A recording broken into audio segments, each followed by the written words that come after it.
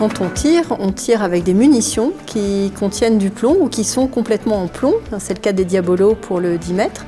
Et que ce plomb se fragmente quand il atteint la cible et génère de la poussière de plomb. Et donc tous ceux qui pratiquent le tir en centre de tir sont exposés à ces poussières de plomb.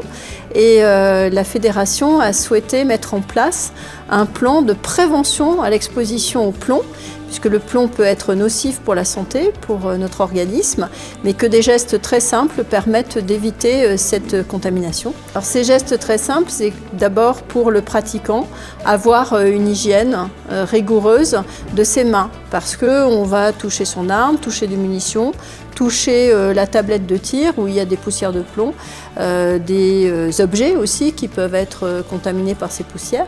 Donc on va s'exposer à ces poussières et en mettant nos mains à la bouche, on va l'ingérer.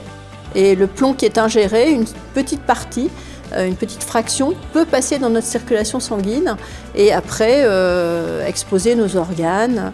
Donc autant éviter ces désagréments pour notre organisme et mettre en place les bons gestes. Et donc c'est essentiellement se laver les mains. Ça paraît tout bête, mais c'est important de le faire après avoir tiré.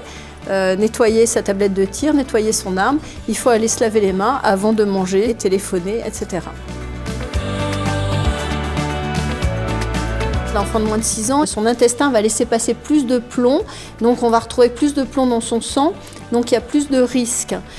Donc on est particulièrement attentif aux très jeunes enfants exposés au plomb, donc il est important qu'on ne rapporte pas de plomb à la maison. Tout au cours du parcours ludique, on va insister sur le lavage des mains et on va insister sur les bons gestes par rapport au plomb.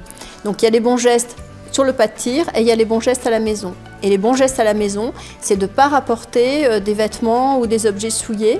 Et donc, on propose aux jeunes un sac pour mettre leurs chaussures, un sac pour mettre leurs vêtements, une petite microfibre pour bien nettoyer la tablette de tir et leur arme, et puis des petites lingettes avec le message qui rappelle l'importance du lavage des mains, pour leur rappeler que c'est important de se laver les mains une fois qu'on a fini sa séance de tir.